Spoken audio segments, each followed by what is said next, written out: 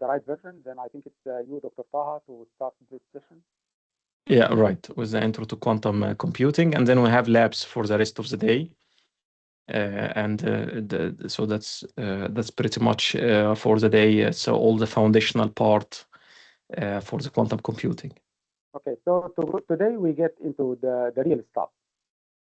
So the participants, please get ready because you will be doing some work yourself today.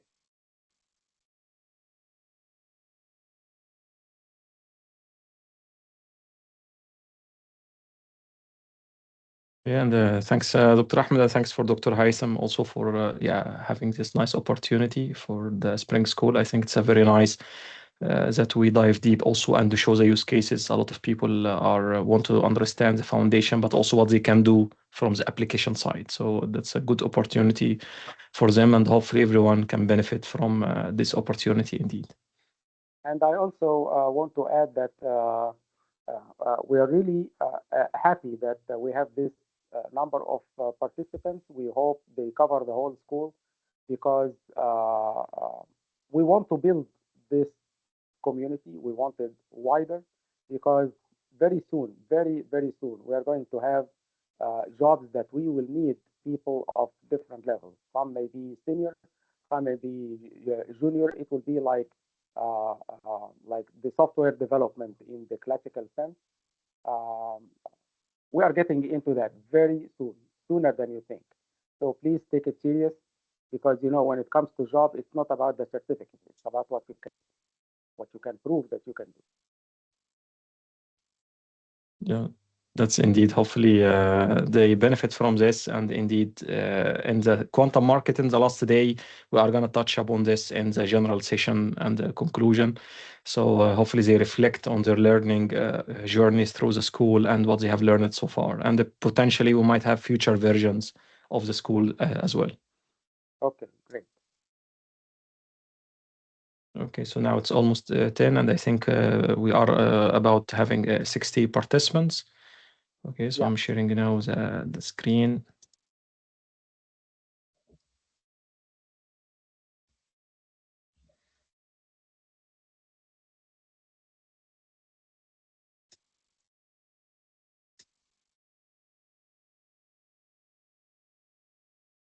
Okay, so yesterday I've showed MolKet and what we do at MolKet. Feel free to visit the website. And today we are going to dive deep into the quantum computing. Why do we need it? We have unpacked a bit of this yesterday. So we had a bit of a general overview about what we can do with quantum computing, the quantum computing architectures.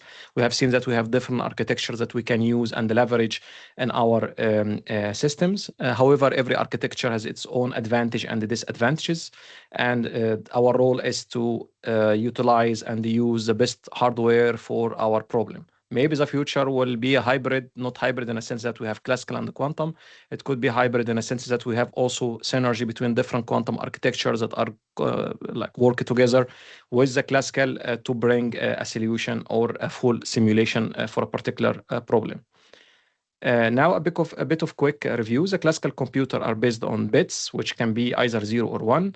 The quantum computers using the quantum bits or the qubits, which can be in a superposition of 0 and 1. And we have seen and discussed yesterday that the superposition here, it means that we have two probable situations that coexist together. It's not in a superposition similar to classical where we sum things together and we get the amplitude.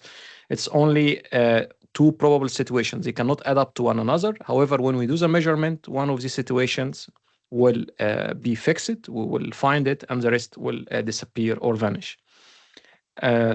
The idea of having the superposition and the other quantum properties allow quantum computers, in theory, to process a vast amount of information simultaneously. And of course, certain problems like the factoring of large numbers and simulating quantum systems that should be solved much more efficiently with quantum computers.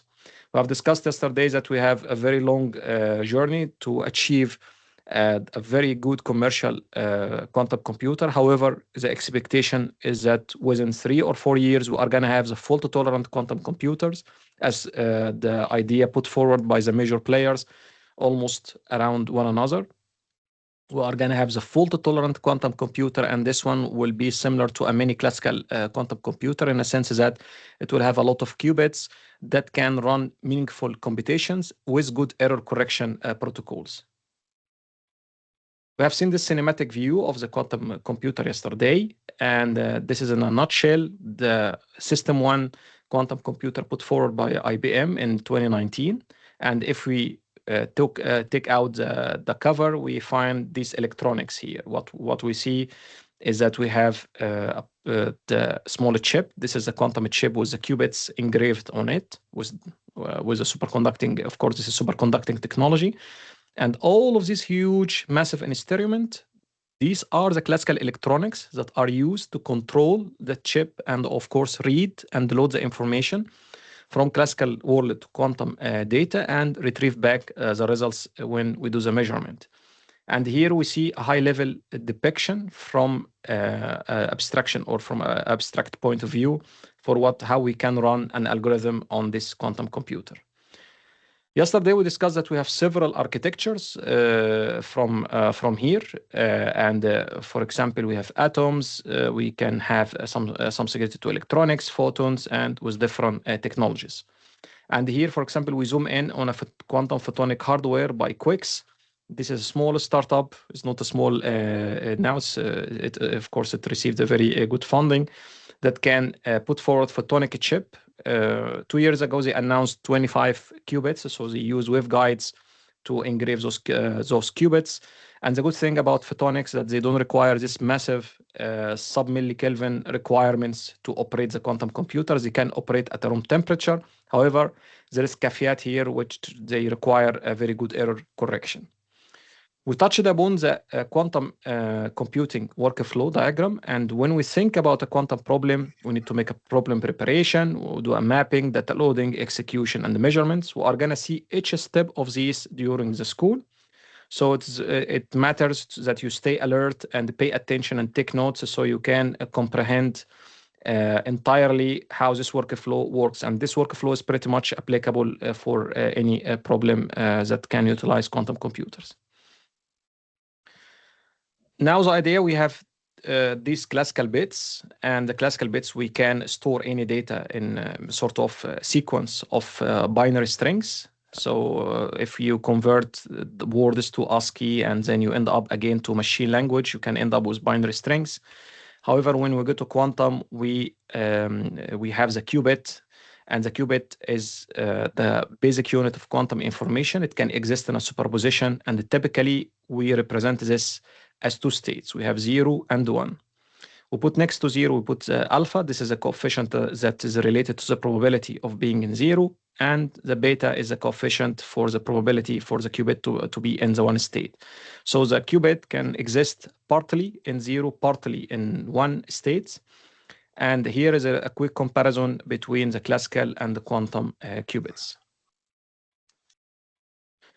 Now, how this image was depicted, if you go or you remember your linear algebra, if you don't, that's fine. We can just use this slide and take it for granted. If you have a vector in 2D space, so you have 2D, so you have 2 dimensions, you can represent or make a component representation of this vector. And here we see the vector A, and we see here the component representation. We have a projection on the x-axis, projection on the y-axis, and then we can write the vector as the projection on x and the projection on y, and with a sum. And we can write it in a column vector. And the column vector or the column matrix, we can just put this coefficient pertaining that we know that the first element in the first row corresponds to the x-axis, and the second element in the second row corresponds to the y-axis. Similarly, if we are in 3D space, we can represent the vector using x, y, and z. So we have 3 projections or 3 numbers, like B1 on X, B2 on Y, and B3 on Z, and we can write it in column vector like this. If we go to the quantum and borrow this picture as already Paul Dirac has done, we have this combination. We have the alpha on 0 and the beta on 1, and this is sort of imaginary representation. That space does not exist from a spatial point of view, so you cannot measure it by a meter or anything, but it's called Hilbert space or computational space. It's like an abstract linear space where we can represent the ingredients of this psi in this Hilbert space like this, we have dimension 0 and dimension 1. Now we come here into that. So the qubit is a quantum bit. It's similar to classical, but it can be in a superposition. And we can represent it in a column vector like this. You are going to see in the lab that each dimension of these can be represented as 1. So if the qubit is falling completely on the x-axis, on the 0, if it is all 0, so size just 0, then we have 1 here. If size 1, then we have the 1 here. And then together, those 1 gives me the dimension or the basic dimension of this space.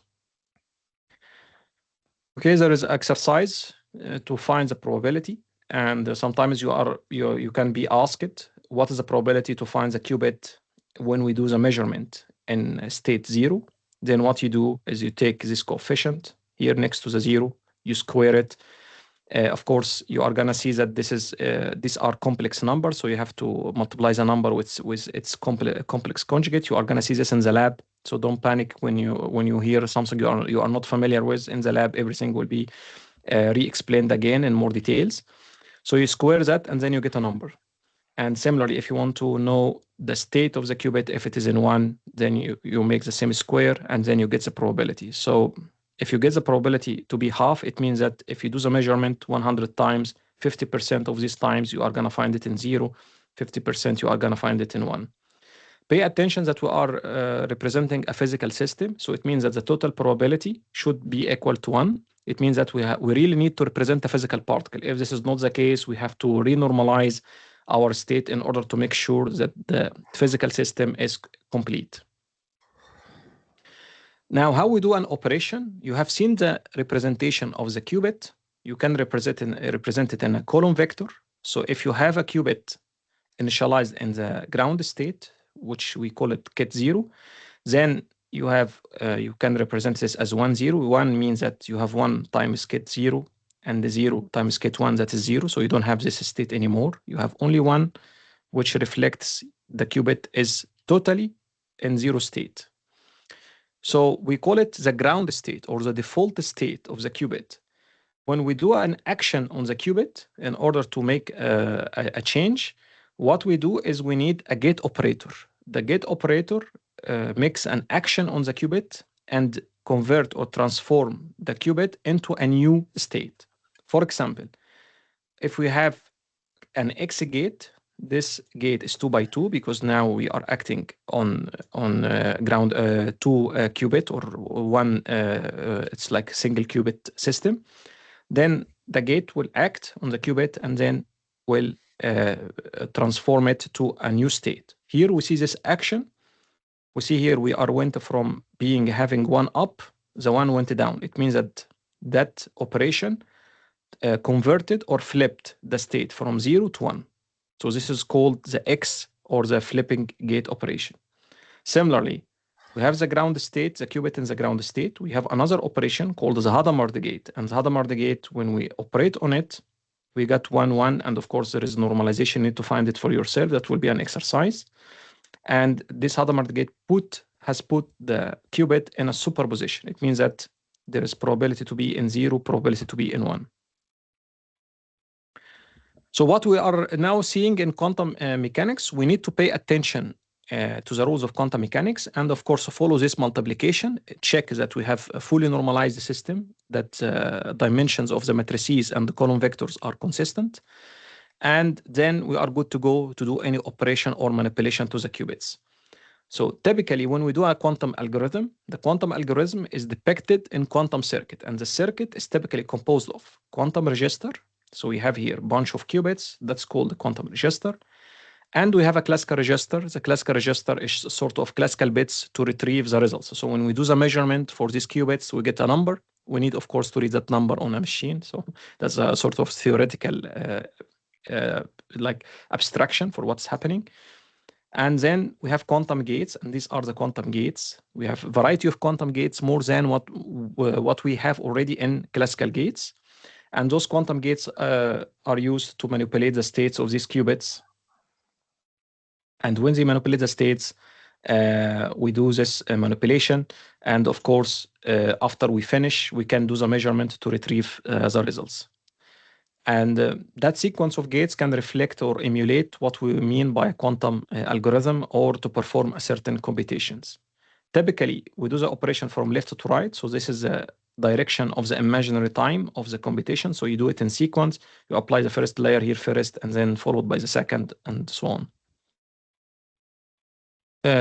Here is a bit of detail. I'm not gonna highlight it, but in order to, if we are working with multi-qubit system, we need to use a tensor product. It means that we enlarge the space to be suitable with the dimensionality of the qubits, and hence, for example, if we have 2 qubits in a default state, we represent them in 0, 0, and then that would be represented as 4-dimensional space. So we get a column vector of 4D where we have 1 here. Means that out of the 4 combinations or the 4 possibilities of the qubits, which could be 0, 0, 0, 1, 1, 0, 1, 1, only the ground states that exist and the rest are zeros. So they don't exist anymore. So you can go to IBM Quantum Composer, and there, again, I can show quickly what happens into the quantum system. So I'm gonna reshare the other screen now.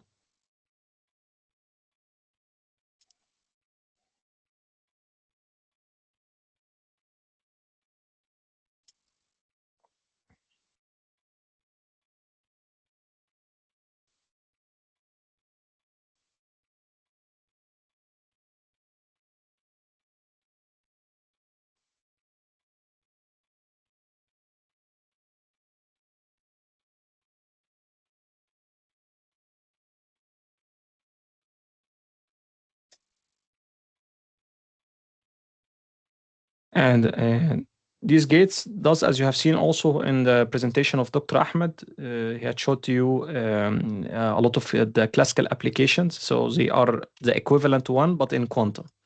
So if you wanted to do an operation, for example, on Q, you wanted to have 1 qubit system, then we need to delete those ones.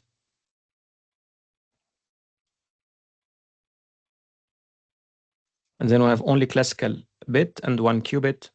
This qubit is represented in the ground state, so we get the probability of 100% to be in 0 state. If every time we measure, we find the qubit in 0. However, we can put this qubit in superposition. So if we put the Hadamard, then we get 50% of being in 0, 50% being in 1, and this is what we call the superposition. It means that we have 2 probable situations. But when we measure, we find only 1 situation.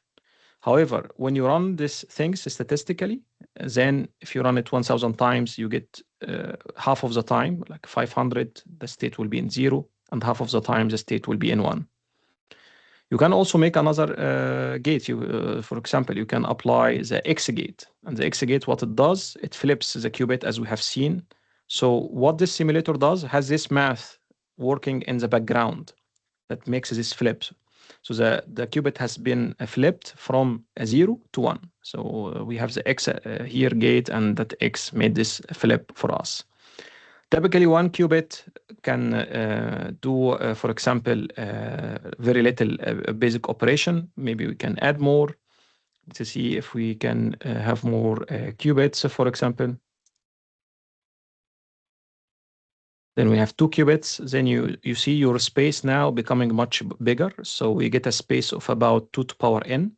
N here is the number of the qubits. So 2 to power n means that we have 2 to power 2. Then we get 4 combinations or 4 possibilities. And of course, don't use the AI to predict all of that, because as the discussion concluded earlier in the session, the AI might confuse the big Indian and the little Indian in this. We are not going to touch upon that. You are going to see it in the lab. It's better to see it for yourself, but pay attention that this is not something that can come out of the box by intuition. You need to have understanding for yourself before using the AI to verify what you are reading and what you retrieve from information from the AI systems. So now we have this 4 combination. Now the first qubit is flipped. We see it here. That the first qubit in cascade is coming from right, not from left. So that's why we see this here. Let's delete this gate. We have now this is a ground state, and we have 4 combinations. If we wanted to create the entanglement, we typically put the first qubit in a superposition. So now we see the first one partly in 0, partly in 1. However, the second is still in 0. And we pay attention. Qiskit is using little endian. It means that it numbers the qubit from right. Typically in textbook, and when we do the work by hand, we number them from left. So they are mirrored. So just pay attention to this. If we put the C node gate here, now we got the entanglement. We got 2 states only that are surviving, and these cross gates are not there anymore. And why here we have entanglement? Because if we measure the first qubit, we know for sure if the first qubit is 0, the second will be 0 for free. We don't need to measure it. They are strongly correlated. Or the system, each qubit cannot be described independently from the other qubit. So they are entangled in that sense. And if we measure the first one to be 1, we'll get for free the second to be 1. So there is physical intuition, mathematical intuition, and something we get for free from the entanglement behavior.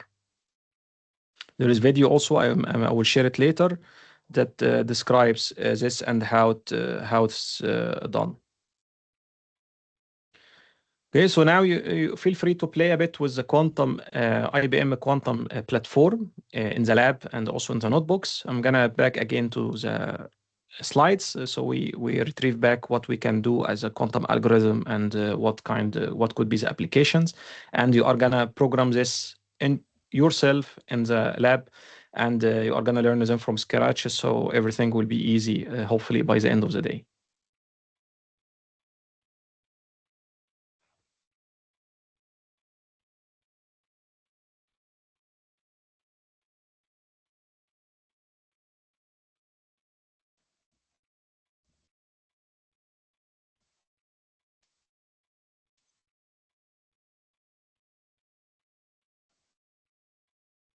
Now we come to another representation here. We can represent the qubit on a sphere. This is called the Bloch sphere. And the Bloch sphere is basically a imaginary sphere to represent the state. And any action happens to the qubit, we can see a movement of the vector representation of the qubit on this sphere. So for example, in this sphere, we represent that we have the z-axis. The upper part or the positive part of the z is a 0 state, and the negative part is the 1 state. And if the qubit is in the ground state, then it will be coinciding with the z-axis. If it is in 1 state, it will coincide with the negative direction of the z-axis. And if it is in a superposition, it will be roaming anywhere on the sphere. And of course, this is a unit sphere, so we can make also representation of the qubit state using theta and phi, and this is allow us to create parameters to control the qubit.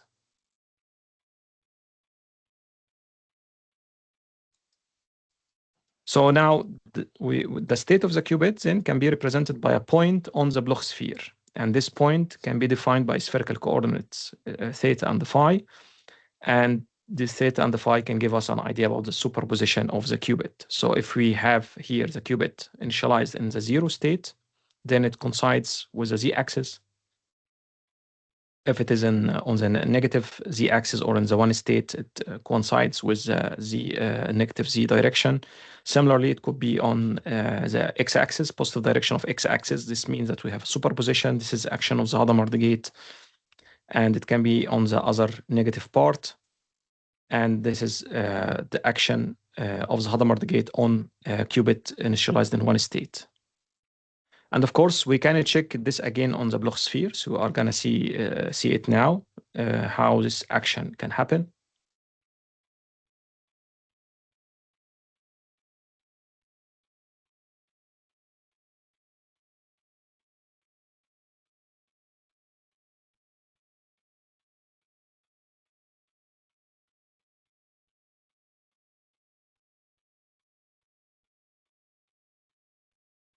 So now this is my initialization of the qubit. Let me just delete this qubit. So now it's gone. And when I deleted the second qubit, of course, the 2-qubit gate also disappeared with it because it does not make sense to have it in a 1-qubit system. So if I delete this gate, I only have one vector that coincides with the positive direction of the z-axis.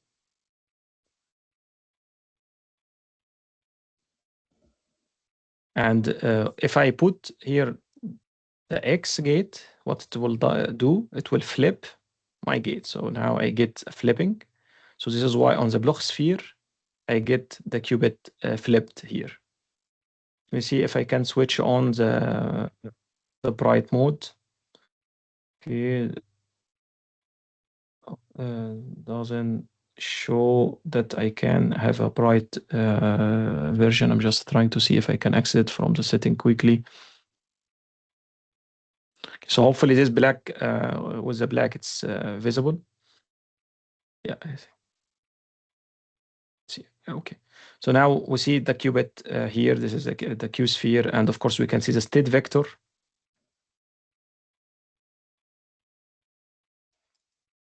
And you can also apply many gates. So you can put the Hadamard gate. So I can delete this one.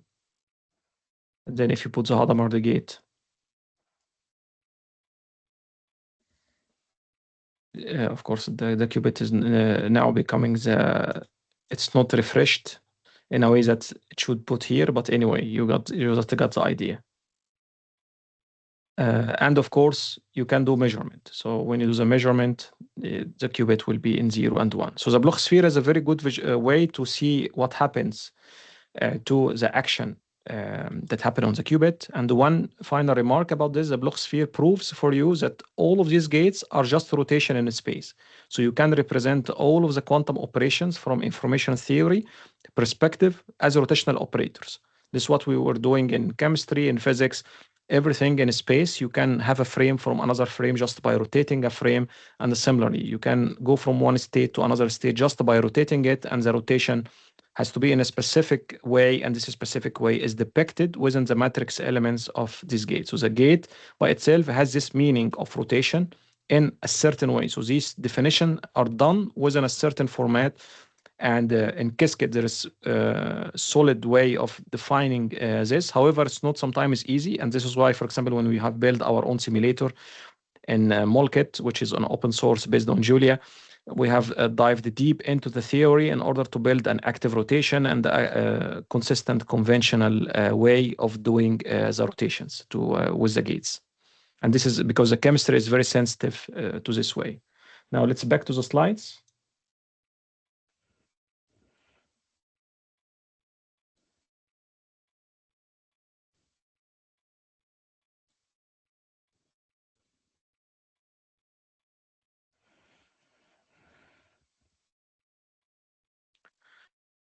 Now, when we do the measurement, what we do is actually computing an expectation value. The expectation value is just the average value of an operator.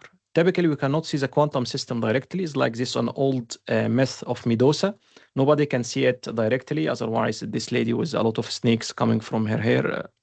Then the only way is to look at her through the mirror. And this is what we do in quantum systems. We cannot measure a quantum system directly unless we have an observable, something we can measure in the lab. And typically, we can measure spin, we can measure interaction with magnetic fields, and we can depict theoretically these measurements in three ways. We can measure on the z-axis or using Pauli gate, or we can measure on the x or measure on the y. And this could be represented on the Bloch sphere as on z-axis, x-axis, or y-axis as well. Why this is important? Because it's very good to see what happens from error correction. We have touched upon error correction yesterday, also in the presentation of Dr. Ahmed Shawqi, and also from the questions of the audience, and during the session, the open discussion session that happened at the end. And typically, since the qubits are sensitive to the interaction with environments, errors can happen quite fast. Now we don't worry about them in classical computers because we have plenty of error correction and we have plenty of encoding, different encoding schemes and so on. But still in quantum, that's an ongoing progress. There is a lot of progress that has been done from Surface Code from IBM, 4D codes from Microsoft. And we have now a chip, an actual chip that can do this for educational and also for research perspective that can perform this error correction. And this solution is very good for education because it's a 3-qubit system. So you can make a correction of a qubit of an error that happens to a qubit in a 3-qubit system, both from software perspective and from a chip perspective as well. And this is called ZZ parity measurement. This here, what we see here is an optical image of this 3-qubit superconducting quantum chip, and that's the visualization of the chip itself, and of course how the results are done. So how the quantum error correction protocol work? The essence of this protocol is to encode the information in a larger quantum system. So if you have a qubit here, single qubit, this is your qubit, you have loaded it with your secret recipe, secret number, your secret phone, anything, everything will be stored, as you are going to see later on in the school and in the future versions of this school. Everything will be encoded in these coefficients. So these coefficients can carry the information that you would like to decipher. Then the information are here. So this is the it's called the information qubit.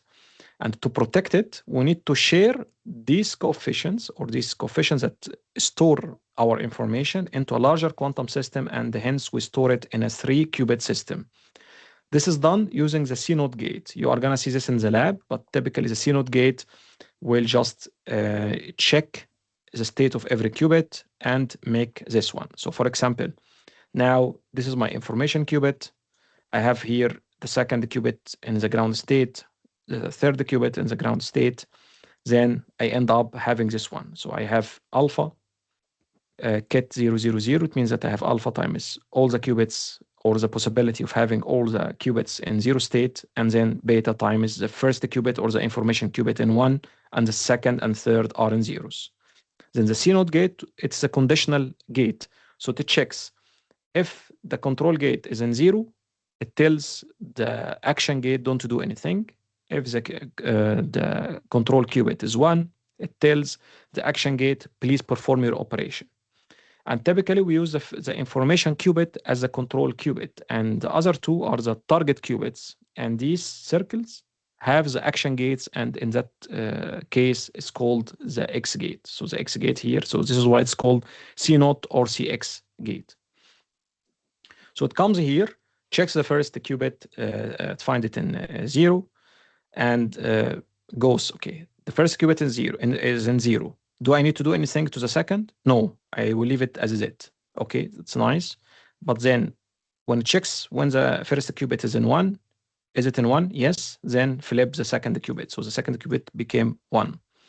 Similarly, it does the same with the third. It checks the control qubit. Is it in 0? Yes. Leave the third alone. If the first qubit is in 1, then flip the third. And hence you see here the new state. The new state becoming sort of identical to the information qubit, but only repeated. So this is why it has a repetition code. So you have the alpha next to 3 zeros and the beta next to 3 ones. So how this protocol then works, let's imagine that you are sending this information. First, you encode it into a much larger qubit system, and then an error happened for the first qubit.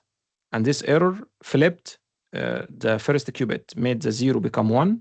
And here in the second part of the state, the 1 became 0. And the protocol tells you the following.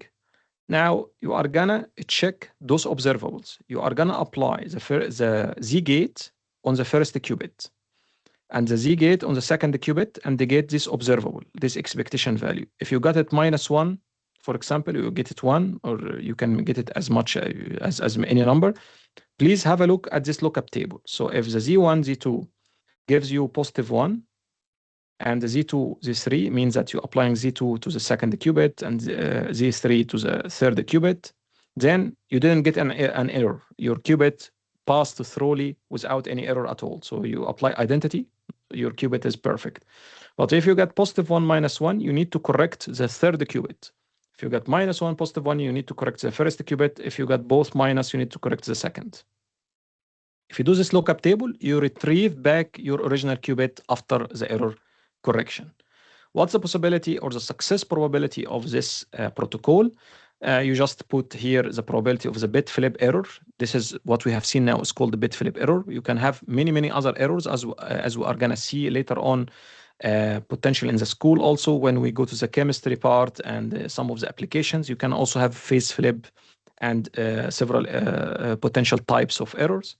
And then you can put the P here, and then that will give you the success probability. So if the probability of having bit flip error is 0.1, then the success probability for this code to work is about 0.972. And the probability of an error remaining in some states uncorrected is 0.028. So it's about 2.8%. Okay, so now let's end up with these slides. Does the repetition code or this code violates the non-cloning theorem? We hear about this all the time. And when we come to computational sciences, there is a lot of tricks that sometimes might not make sense from physical perspective. So from physical point of view or from quantum information theory point of view, the quantum state cannot be cloned whatsoever. If you clone it, it means that, as you are gonna see in the teleportation protocol, you also can watch it on our channel, either on iQafé or on my personal channel. You have to destroy the original copy of the qubit in order to retrieve this copy at your side. So you cannot have both. So there is no cloning, there is non-cloning theorem. However, computationally, you can make some tricks to retrieve partially the cloning, but you cannot retrieve 100% of the cloning. This cannot happen at any kind of means. You can make tweaks, you can duplicate the state, you can replicate it, you can create the same state again with the same sequence, but this is not cloning. It means that you have duplication. So the quantum information theory is precise on these definitions. However, when we come to computational sciences, there's a lot of tricks that can be done, like imaginary time, for example, or propagation in imaginary time. We don't have an imaginary time indeed, but just a computational trick that can happen. With that, I conclude the presentation, and yeah, you are going to see more of this example during the presentation and the lab for the whole day. Thank you, Dr. Taha, for the nice, very informative, very clear presentation. Some people were asking questions while you were doing the lecture. Some of them are asking actually about the availability of the slides. I answered some of them that, especially in the middle, the part that where you were demonstrating the use of the IBM quantum platform, this cannot be put on a slide. It is either to be live or to be recorded, but how would you do that on a slide? I'm personally, I know that, and my students know that I'm an anti-slide person. I think the slides are used to facilitate for both the lecturer and the audience to understand and to deliver the information. But many students nowadays they rely on the slides as a study material, which should not be the case. But anyway, I told them that we will consider that, and we will get back to them about this. Actually, I was about to answer in the chat a question from Dr. Ghada Dahi. How many measurement times are needed to determine the actual state of a qubit? Since you finished, please go ahead. Yeah. Thanks a lot, Dr. Ahmed. And indeed, we can make the slides if the most of the teachers agrees. I think this is the case potentially, and we will make a directory on Google Drive and then share the link with them along with the videos when they are uploaded on the channel. So regarding the question of Dr. Ghada, so you typically do this when you have convergence. So you can make this called the number of shots in the simulation. You are going to see it today in the subsequent session in the labs. And this is called the number of shots. And every shot is just one iteration, one run. And if you can, you can, for example, run 2 times and then you don't get this convergence. If you run 100 times and sort of you get a statistical distribution that does not change, then that's pretty much you are retrieving the results that will not change. So this comes from the way that you converge the number of shots. So this number could be 1024, could be 1 million, could be 500,000, depending on the systems that you are studying. And once your statistical distribution or the histogram does not change quite a lot, then you are sort of converging, and this is pretty much as a suitable number of measurements that you need for your system. Okay, thank you, Dr. Taha. Some are still asking about the material. Please scroll up to see the previous questions rather than repeating the answers. There is a question from Dr. Maha Mutawa. Does the QEC protocol correct at most 3 qubits only, or they can be scaled up somehow? Yeah, so that's a nice question indeed. So the quantum error correction protocol that I have showed, it works both theoretically and experimentally for research and, of course, educational purposes. So it has been developed in Delft. We are in close collaboration with Delft for the master. However, when we come to the actual systems, that could be implemented in a much larger case. So it does not need to be precisely or solely 3 qubits. It could be 8, it could be 8, 10, could be 15, depending on the system. And of course, this works now in a mesh diagram. So that's why the error correction protocols that have been developed by IBM, Microsoft, and the other startups and research groups around the world, they sort of do it in a mesh. So sometimes they use 3 qubits, sometimes they use 5, and this number changes based on some representation. So IBM has developed what's called the gross code or the surface code that depicts them on a mesh or a crystal. In Microsoft, they have made it on a toroid.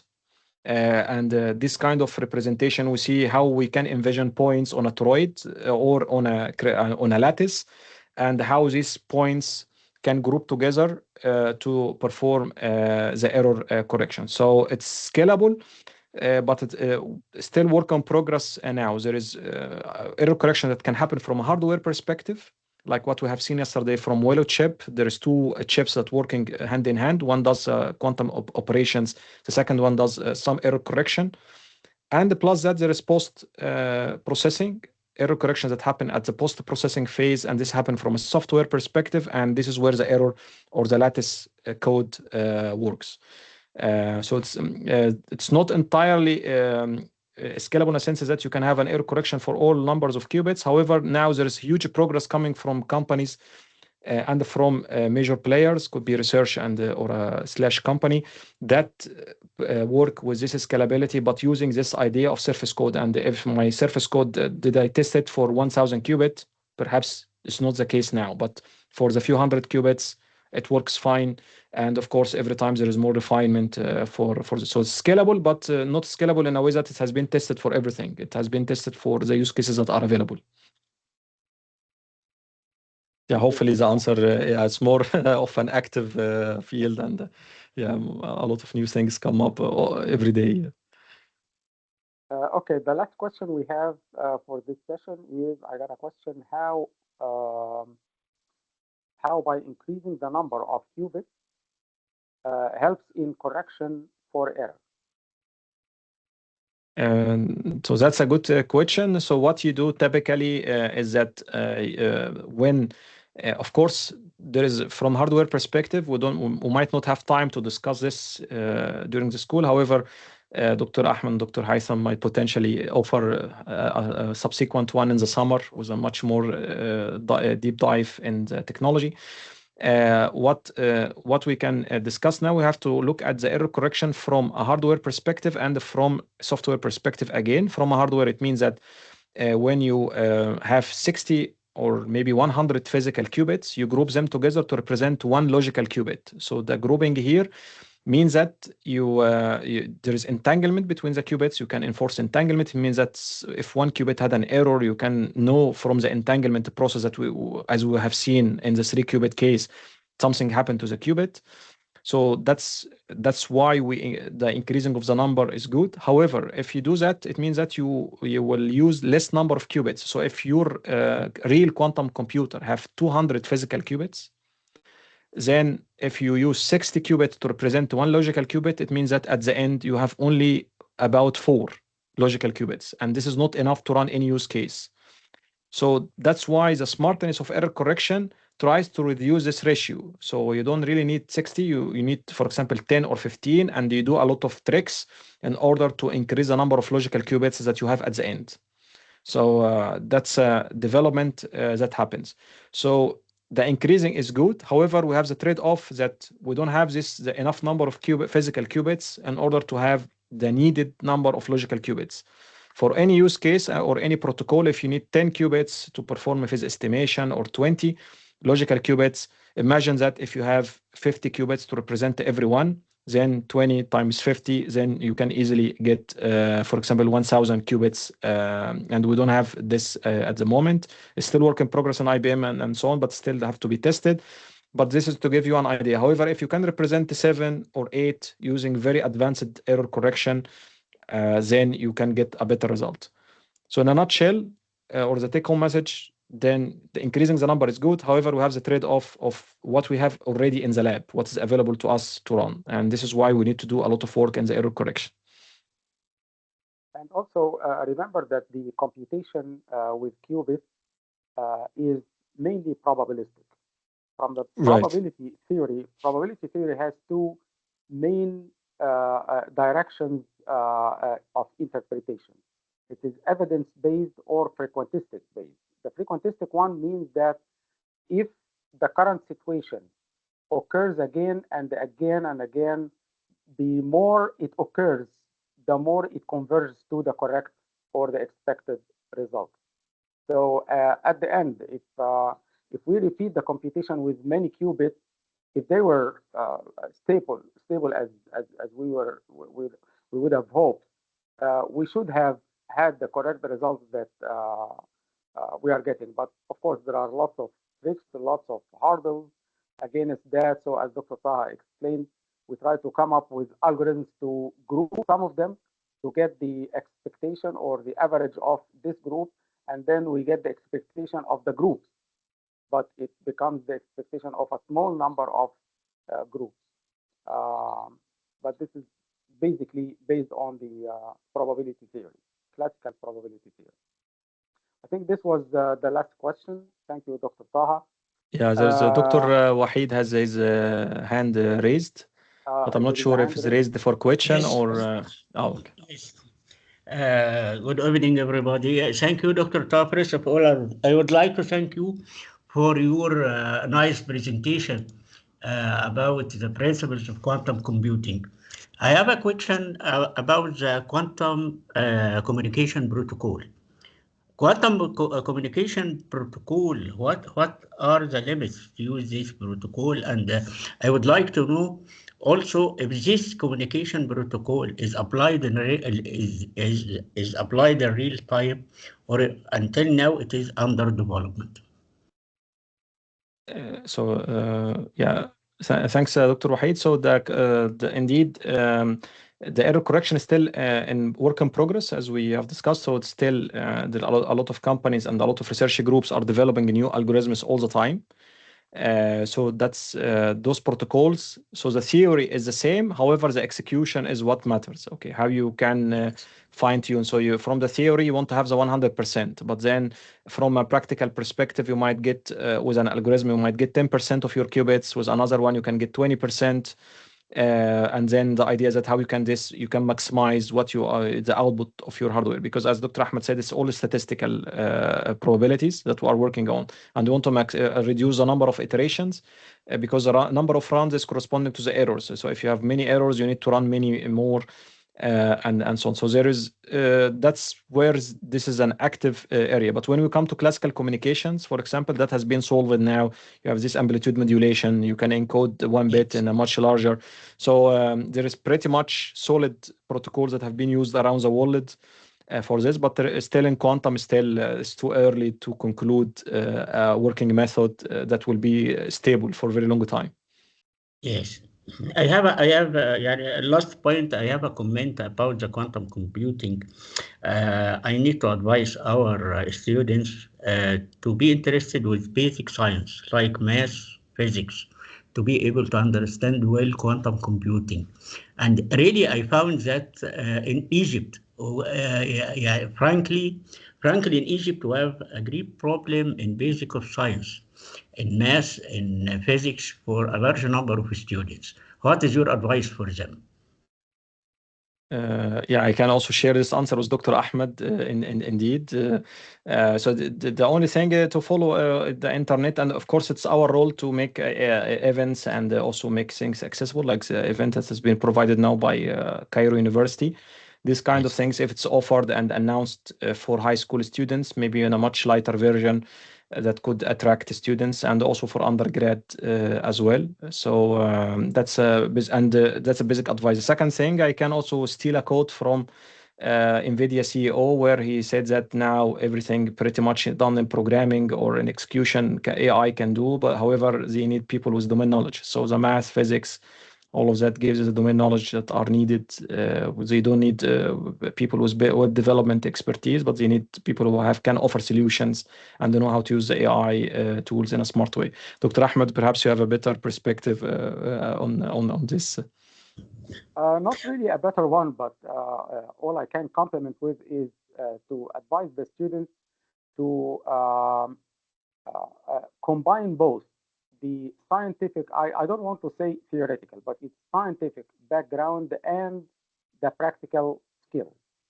So this, what we've been trying to do yesterday and the first lecture of today, trying to provide some sense of the scientific background. Starting the next session, which we are behind for about 10 to 15 minutes on it, is going to provide the technical skills, and I strongly advise the students to try this by hand. Listen, understand, try to not memorize anything, but understand and redo. Start by redoing, but redo yourself. And then once you redo, play with it. If you change something and you get different results, nothing is going to explode or catch fire or anything. No disasters will happen. The program will fail, and then you can redo it again. So play with it as much as you can until you become familiar with it. It's exactly like when you first get into the football or the swimming pool or something. In the beginning, it's difficult. You never did it before, so it's difficult to control the ball or to float on the water in the swimming pool. But after a while, it becomes fun. If you keep redoing it, it becomes fun. You enjoy it. Since we are behind, there is only one. We'll take this one more question from Yassine Bassem, and then we'll Thank you, stop Dr. Taha. the questions and go to Right. the next practical session, the lab. Hello, am I audible? Yes. Yes. All right. My question is regarding the idea of hybrid computing. You mentioned early on in the session that it's the future of quantum computing will not mainly be a hybrid in classical and quantum computing, but would rather be a synergy of multiple architectures. Could I get more points on that, as in why that isn't possible? So first, I would like to say that's a possibility. It is not something that's now announced or anything. It's just a thought. The second things that can support this thought is that every hardware has its own native gate set. So in order to make a quantum circuit, as you are gonna see in the subsequent lab session, you have a particular number of gates, and every hardware has a certain gates that are supported natively. And if the gates are supported natively and your algorithm is written in this particular sequence of gates, then you get an efficient execution. But if not, you need to approximate, and typically the transpiler approximate this in a very lengthy quantum circuits, which means that you either exceed the lifetime of the qubits, which calls the coherence time, or you need to play with the error correction, or you might get errors. So there is plenty of things to play with in that, and maybe in the future we can have different types of architecture. But however, this is a solution that has to be provided by software companies. And in MolKet, we are working with this vision as well to depict different architectures, because we are not a hardware company. So if it's a hardware, then we have to stick to what we offer indeed. But we are agnostic in a sense that we see what kind of problem, which type of hardware is suitable, and we partner with different hardware vendors for that reason. So photonics, superconducting, or any type of technology, and to make tests and see which one is good for which step. And with this knowledge, we can extrapolate, okay, how we can do this in future. However, that's what I have said is a thought is not put forward by a major company or a player, a key player, but the future will come through the cloud solution, and the cloud solution can potentially, as I have outlined, make a synergy between different types of quantum hardware and potentially different type of HPCs as well. And you see everything encapsulated in one cloud solution, but you don't feel what happens in the back end because of the nice integration of APIs and so on. Okay, thank you. Thank you, Dr. Taha. Now we move to the next session because we are behind, about 15 minutes behind now. So let's welcome Engineer Omar, Engineer Abdurrahman, who will lead the first quantum computing lab. For those who want to get into the programming in quantum sessions, please pay attention, be interactive, learn how to work yourself, because it's like when you learn to do to ride a bicycle. When you do biking, people will show you how to ride, but they cannot put you on the ride and keep balancing you. You have at the end to balance yourself. So the secret is, again, in the do-it-yourself.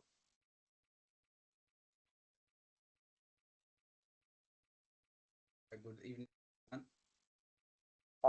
Engineer Omar, we can't hear you. You can Yeah, see your me on voice. the screen. Yeah, we can see you, but your voice still low. Maybe you need to get closer to the microphone like I do. Just bear with me a second. عليكم السلام ورحمة الله.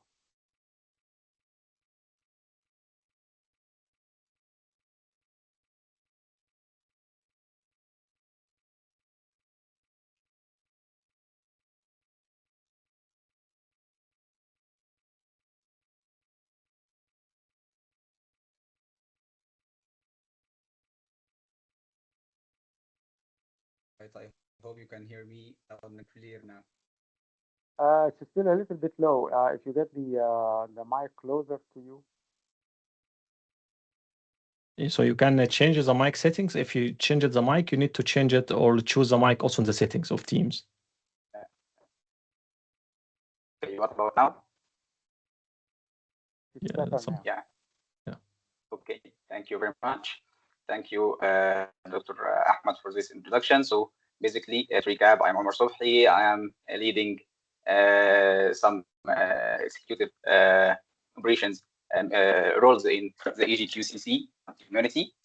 And I am also a partnership lead at the AQC, and I'll be your instructor for today's session, as my colleague Abdurrahman Said will also help in the chat and will help after my session with the QML session.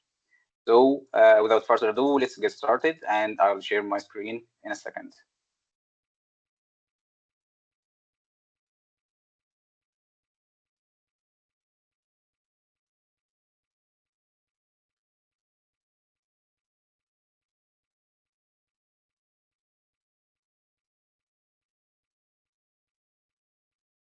All right. Can you all see my screen now? Yes. Okay. So as the last session with Dr. Taha, he went through all the basics that we need in order to be able to make some quantum programming stuff. And this session is with the title Quantum Coding with Qiskit from total scratch. And when I mean from scratch, it will start actually from the bits and will relate what we know from the bits to the quantum bits. So in the beginning, just this is to help you to install all the requirements. So we will use a Qiskit framework, which is provided by IBM. And here are some imports. So we first import some frameworks that will help us along this this workshop.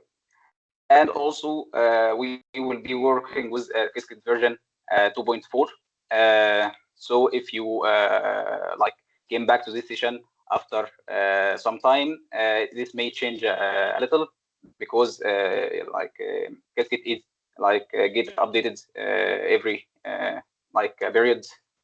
Okay, and we will go all through all of this in a second, but we just want to start with a very quick recap about what Dr. Taha mentioned in the previous session. So we are dealing with the bits, with the qubits in the quantum computing. So what are the qubits? The qubits are basically some physical states. What do we mean by physical states? It's like some electrons or photons, etc. So unlike the classical bits, which are we're dealing with transistors, the classical bits we're dealing with much very small scale than the classical bits. So a very important property in the classical bits, sorry, in the quantum bits, I can see. Do you see this? This bob out? Yeah. Yeah. Okay. So let me just this is better now. Okay. So in a very quick comparison, so the classical bits can be only in one state, which means that if you have electricity, that means that your state will be 1. If you don't have any electricity, your state will be 0.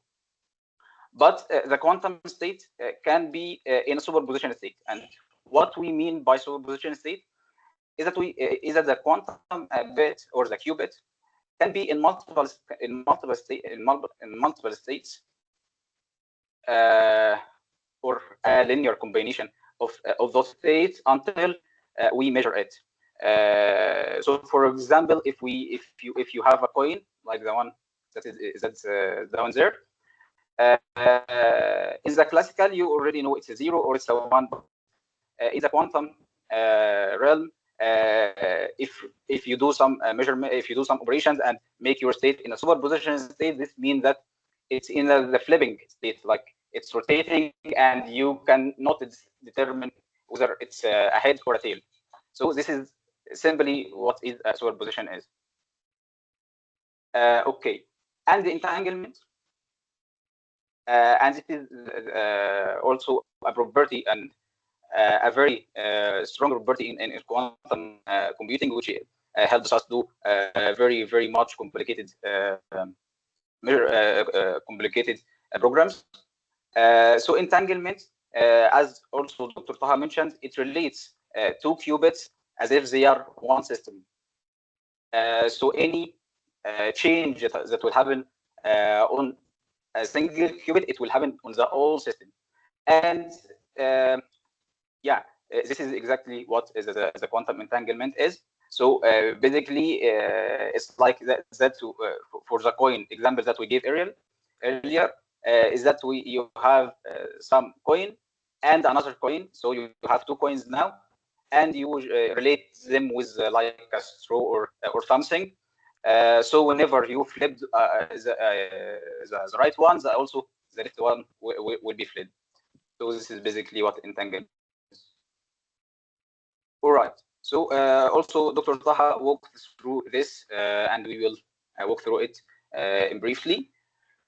So yeah, in order to do some very complex operations in the quantum in quantum computing, we need to first assign some quantum circuit. So what is a quantum circuit, and what do we need it? Engineer So Omar, as if sorry to or as exactly as a classical computation. Yeah, Engineer Omar, just let me interrupt for a second. I'm just telling some students, for some students, you might be misunderstanding or maybe unable to follow certain terminology like the entanglement and things like that. This is what we were talking about. There is a basic science behind it. So if you're not following this, if you're not getting some of the terminology used in the lectures or in the labs, there is no problem. Don't panic, but record them and search for them. Search for the concept of quantum entanglement. These are the features of quantum systems. look for them to understand them and then know how to use them in the quantum computation. Sorry for the interruption. No. Okay. So, all right. So, to continue. Okay. So we were talking about in order to make some. Yeah. Okay. So we're talking about in order to make computation, we need to make a quantum circuit, and the quantum circuit is just like the classical circuits that we need in order, like for example, I prepared some nice example here, and so let me switch my screen now, or the window.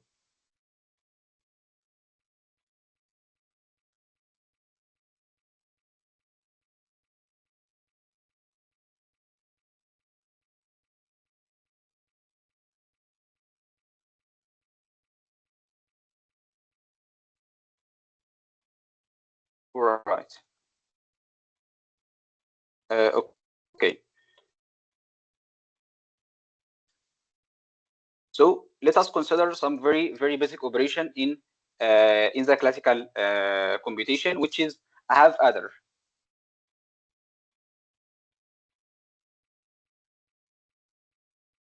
So basically, what I have adder is that if you have two-bit string like 0 or 0 or 1 or 0 and so on, you add them.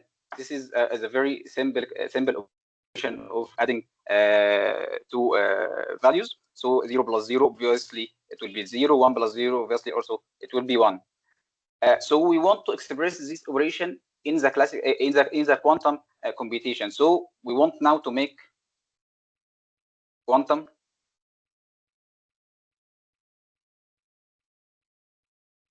half adder.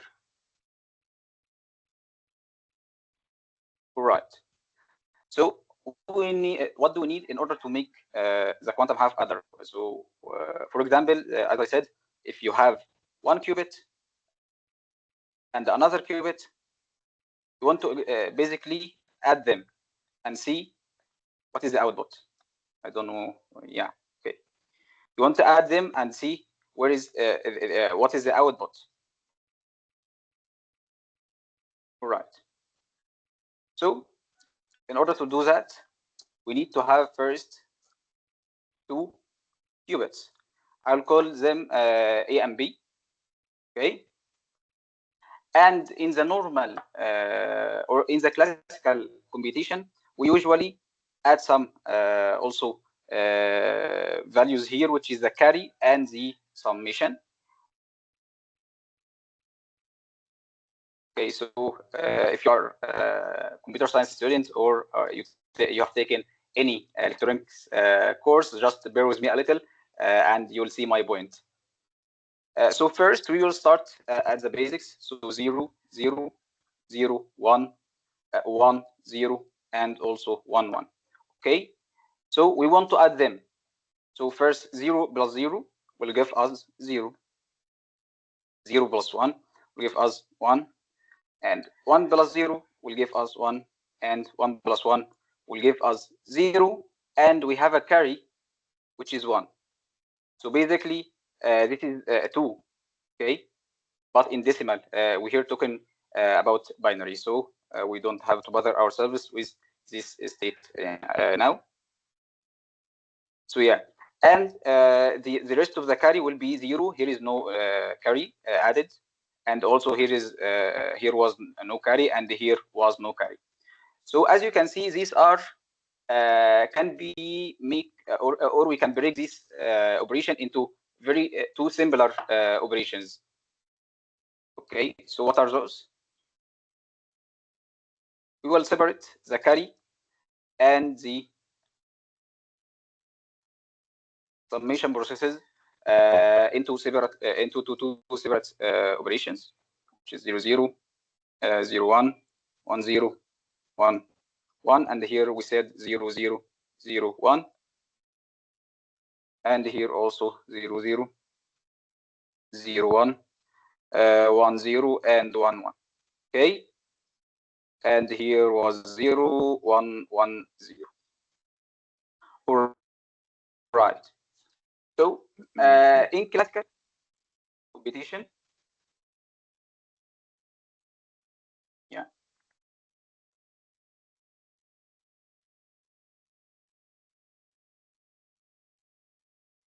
All right. In classical computation, this is called XOR gate, and it is represented by this position. Sorry for my drawing. This represents. Sorry, yeah.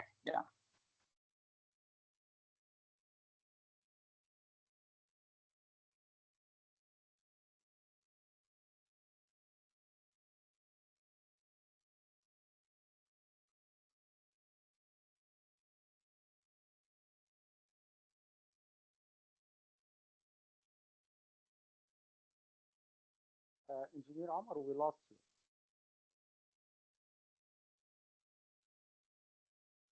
Yeah, Omar, we lost your voice and also the sound.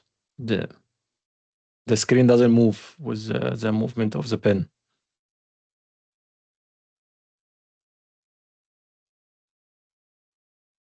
Yeah, apparently. Right, I got back now. I don't know what's the problem. Can you hear me? Right? Yeah.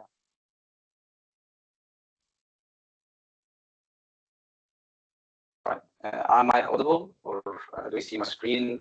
Yes. Yeah. Yeah. Okay. And do you see my screen? Yes. Okay. So sorry for this internet connection.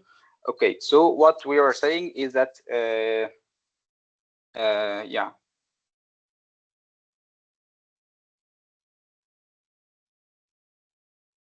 All right. So actually, this I missed it. This is called the AND gate. Okay. Why is the AND gate? Because both of the A and B need to be 1 in order to make an operation, and it was represented by this. And here are our carry, and this is that's one was we are called the XOR gate, and it was represented by this.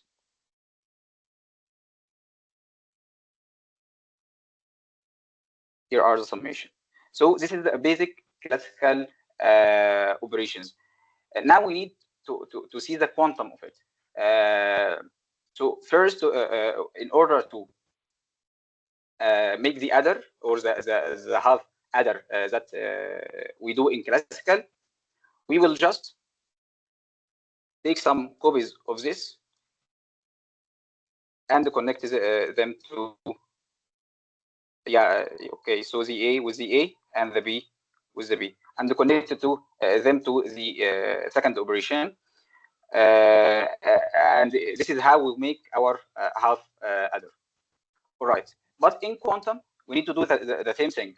So we used the XOR gate, but in quantum, we don't have XOR. We have a very nice gate, which is called C node gate, and sometimes it is written like this. Okay, and actually in Qiskit it is represented by this. We'll see it after a few minutes. So basically, what C node do, or first, how is it represented? It is represented like that.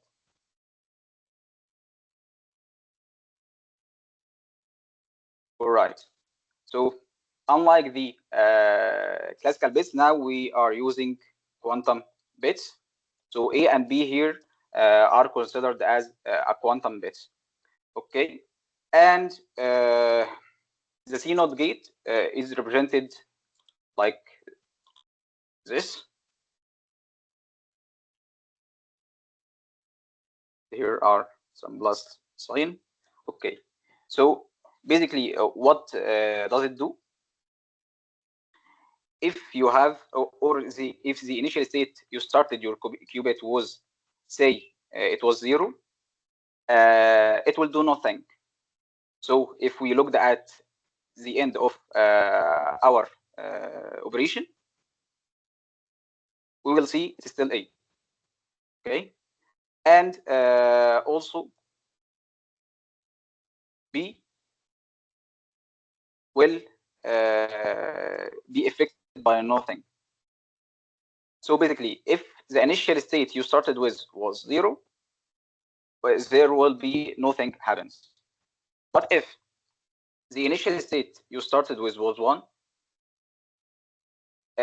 here also the A will remain the same. Okay, it will there will be no effect on it, but B will be flipped. Yeah.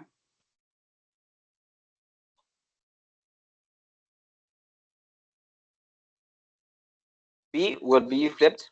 So if we start the qubit B with 0, it will be flipped as 1, because if you remember, the Dr. Taha mentioned something called the blocosphere. Yeah, and the blocosphere was something like that. And here is the 0 state, and here are the 1 state. So it will be flipped by pi degrees, which is equivalent, of course, to 180 degree. Okay. So I hope that it's all clear so far. All right, and congratulations, we just make our first representation of the whole thing that we need to do is the quantum half adder. So we just make the first step of it. And in the second part, we used something called AND gate. But in quantum, also, we don't have AND gate. So we will use something called Toffoli gate. So Toffoli gate is a gate that acts on 3 qubits. Let's remain with our nomenclature. So make it A, B, and let's call that this 0. Okay, and we have the line of the life of the qubit.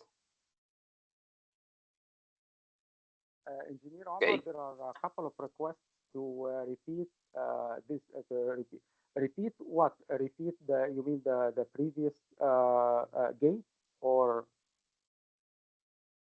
how a given qubit that one still the same after C0, but the B so is. I can't hear what you're saying, Dr. Ahmed. Yeah, I'm reading the questions in the chat. Okay. No, it's okay, not so, entanglement. We will explain entanglement again at the end, but you need to read a little bit about it. So I think they wanted you to repeat the part before where you acted, yeah, where you actually operated on the A and the B.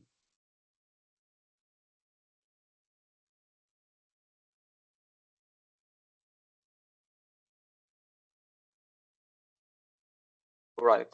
So I can't hear Dr. Ahmed well. So I think someone is asking about the notebook. So the notebook, please, Abdurrahman, share it with them. Okay. Yeah, So Abdurrahman already has someone shared. asked about. Abdurrahman already has shared it, and yeah, please go ahead, Omar. And for the question of the entanglement will come out later because Mina is asking about it. But if you wait, Mina, for a few minutes, that will come in the notebook shortly. Yeah. Okay. So what we said is that we have instead of the AND gate, we have the Toffoli gate, which is look something like that. Okay, and as exactly we said in the previous C0, it will also affected by nothing if the initial state is 0. But here are the second main idea when the second one is 0. Okay. So in order for the third qubit be affected, you must have the first one is in a state 1, okay, and the second one also is in state 1. So if the first one was 1 and second one was in 0, also the third one will not be affected. The only case for it to be affected and to be flipped, so it started with a 0. In order to be flipped, let's say for a 1, you need to have both as 1. And here you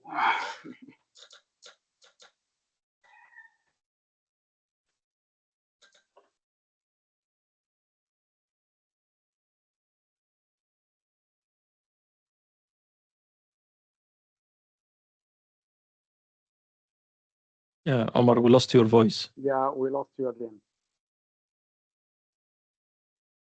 Actually, some are giving a good suggestion. Maybe if Omar is having a problem with the bandwidth, just turn off the camera until you actually need it. Yeah, I think that's a good suggestion. And maybe he can also switch off his camera as well. Omar, you can also switch off the camera if to save bandwidth. all right, that would be great. I'll see. Yeah, turn it on when you need it only.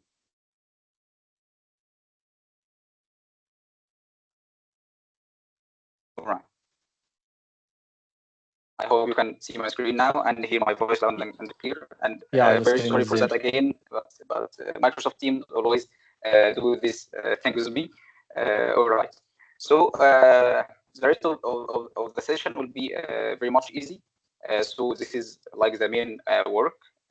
So just we are about to finish it, and we are about to see the quantum half other of ours. So as we said, in order to get or in order the third qubit to be affected, you need both of them to be ones, and if that happens, the third one will be 1. And in order to put some nomenclature of it, we call the first 2 qubits as the control qubit, and the third one we call it target qubit. And the same also applies here. So the first one is called the control qubit, and the second one here is called the target qubit. Right. So the arrow is on the line of the operation, but it's of course I mean this line, right? All right. So as exactly as we did in the previous example of the classical operation, we will do the same thing with here. Here is that we will add the both operations that we did in one single circuit. So here we have the three the three qubits and their lifeline. Right. And guess what? Here it will be a as it is, because we know that if it is 1, a 0 or 1, this always stays the same. Okay. And if we went back, we will see the sum the sum operation is for the XOR, okay, which is in our case was a T naught, which was between A and B, right? And also the second one. So here is our first operation, which is a sum, okay, and the second one also from above, it was the carry operation. Okay, so we want to represent is the circuit. I am just copying what I did above, adding all of them in one circuit. I'm not doing anything new. Just copying what I did above. Okay, so here is our humble circuit. This is the base, but by this, if we do this and expect it to have some output, we will end up getting nothing, because in quantum computation we need to add some operation called measurement. Yeah.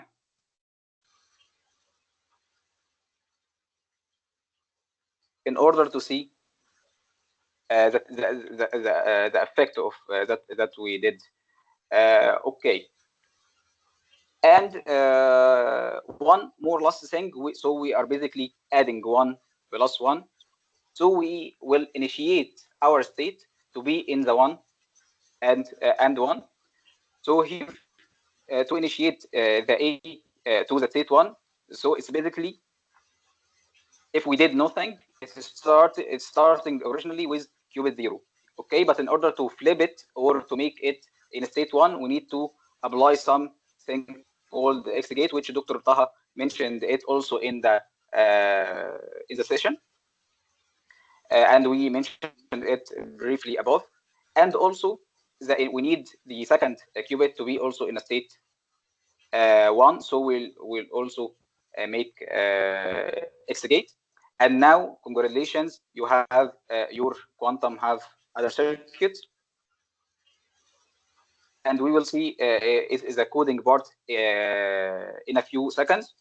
But let me put things clear in this step. So basically, our quantum circuit is divided into 3 main categories or operations. So first here, or the last here, we have the measurement.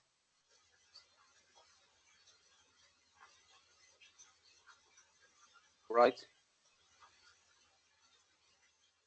And in the middle, we have something called U. What is U? U is your operation. Okay. So this is the operations you are doing to the qubits. And here, in the very beginning, you need to initialize your state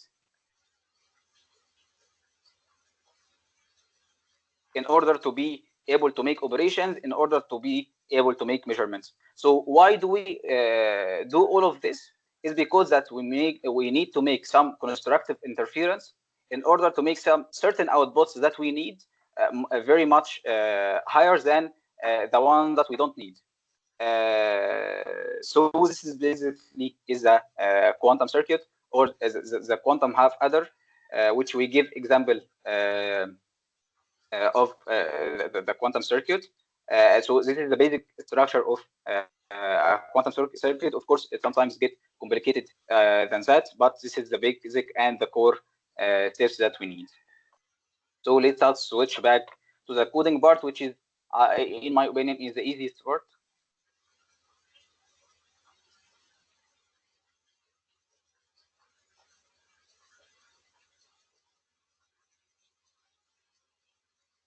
All right. So here, firstly, yeah, in order to, after we made our measurement, like we just seen, we need to store our qubits in something called classical register in order to be able to retrieve it back again. And this is just the very basic way to make your quantum circuit, is that you define some quantum register for your qubit and classical register to save your qubit after measurement. And here you just define, so for example, here are in the first argument, we initialize 2 qubits, and in the classical register, we initialize 2 qubits, sorry, two bits also.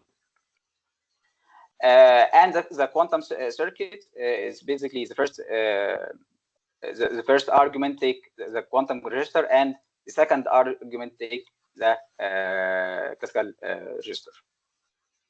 So this code can be ignored, okay, and you can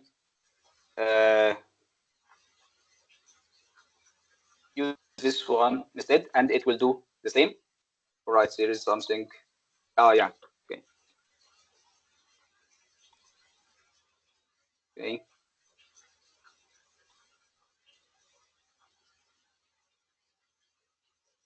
All right. Yeah. This is a comment. Sorry for this debug. All right. It will do the same as the first one that we saw. So this is the easier, but the other one was, or it's better for if you want to scale up your competitions a little bit. All right. All right. So the one that we use is the X gate, right? And the Z gate is basically a gate, another gate that making a phase, something called phase flip. And the Pauli Y gate, it's a combination or do the both. What the X gate and the Z gate does. And I made this notebook readable as much as I can in order to you take it as a reference if you like. And I'm sure Abdurrahman shared it with you. So as we can see here, yeah. So first we talked about something called superposition. So in order to make this in Qiskit, we use something called Hadamard gate. So here's it. It puts our qubit in some state in between 0 and 1. And this is how we, or how Hadamard gate gets represented in Qiskit. And as you can see, if we didn't do this step, okay, which is the measurement, which is represented by this box here, we won't have later on this nice visualization. And as you can see, we used here's the ideal model. So what is meant by the ideal model? In order to make your operation, you use something called backend. So the backend, it may be simulator, and here we are using simulators, which is the air simulator, which mimic some ideal and theoretical calculations. But in order to like make a copy of some hard device, we may change this model or this backend, and we use yeah, noisy backend. Right, yeah, something here is wrong. Yeah. So what is the difference? Someone might ask, I can see no difference. Okay, so you can see any difference because we are here acting only on one qubit. Okay, but when we will expand to 2 or 3 or 4 qubits, you will see a huge difference between the noisy simulator and the ideal simulator. Okay, so basically what it does is, or what does this code do, or actually this function do, is that it ran your circuit, the circuit you just initialized here.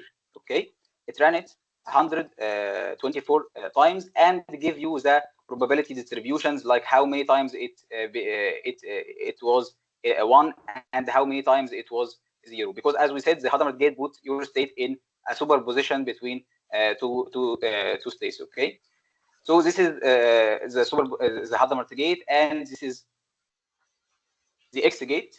Okay, and this is the Z gate, which you make phase flip. So if we ran cell back, it will give us the 3 gates as you can see them. Okay, so again, what was yeah, what X gate do is that it flip our state. So if we yeah, sorry, it's not that one. If we remove the X at all, yeah, it will give us error because we have no attributes here. So we need to represent it by X or identity. If we want to examine the original state it began with, we yeah, here in the big capital, we need to start with the identity gate, which actually do nothing. All right. So here it will give us also 1, and as you can see, because we are in the noisy simulator, it gave us a very small percentage to be 0. Okay, so we have like a 90% or more, or 59 either percent to be in a 1 state, and a very small probability to be in a 0 state. So if we change this to ideal, we will see that it will most of the time give us also 1, right? And let us continue. We are talking about the single qubit gates, which are basically like do operations on 1 qubit gate. Sorry, on 1 qubit. As an example of this is the rotation around the x-axis, and the rotation around the y-axis, and the rotation around the z-axis. So the one that we saw, x-axis and z-axis and z gate. Sorry, yeah, the X Pauli gate and the Z Pauli gate, and also the Y Pauli gate. They are special cases of the rotation gates.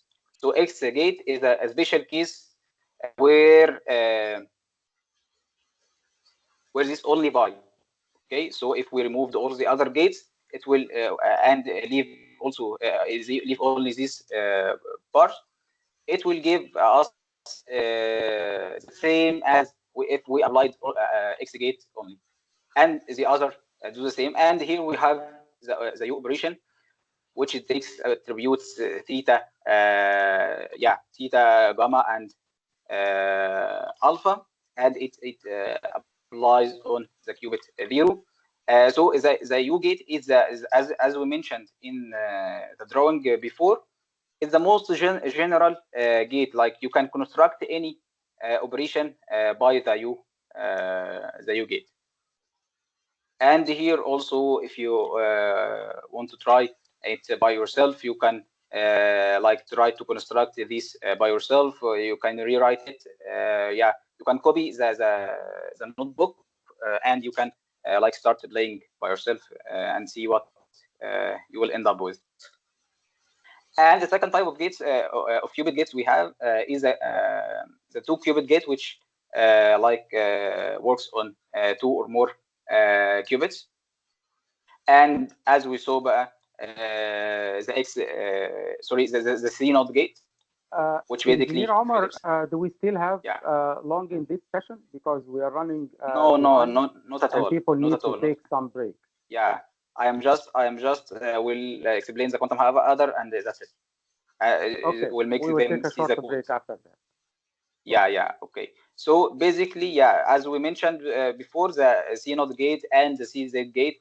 So basically, the C gate, as we said, it's a control gate which makes the operation. If we close in a bit, it makes the operation. This operation on the target qubit if the state you started with is 0. Okay, so you can have, as we mentioned, the C node gate and CD gate, and also the more general operation is the CU, which you can construct from it any operation that you need, and also you can try by yourself noisy also and see what you will end up with. Okay. Yeah. And the last thing that we started with our session is the quantum half adder. So we used 3 qubits, if you can remember, which represents the A, or the output will represent the A, the sum, and the carry. And here, like if you wanted to make some real operation and some real calculations, you don't want always to overwrite. So if you can remember, we started with A and B, here, okay? So we overwrite the B with the sum, okay? But in the real operations, you don't need to overwrite your input state with another thing because it might get lost. And in quantum computing, the most important thing is the initial state don't get lost, okay? So you might want to do something, and I also give the code to you. Here are the same operation, the quantum half adder, but was a 4 qubits. Here we can see A, B, and sum and carry. But we represented it in 3 only to make it simple. So the last thing in this session is that we see the code that we started with. So here we're making a quantum circuit, okay, with only 3 qubits and 2 classical registers, because we only need to calculate the sum and the carry.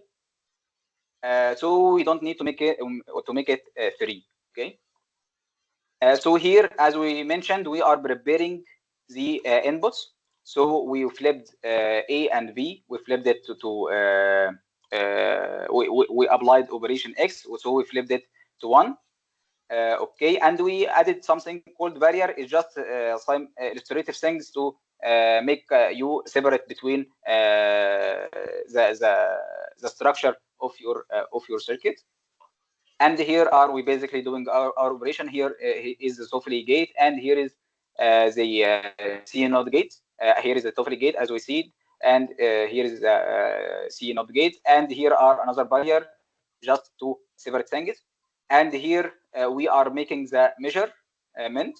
Okay, so here we have the sum, and here we have the carry, and just we are outputting it.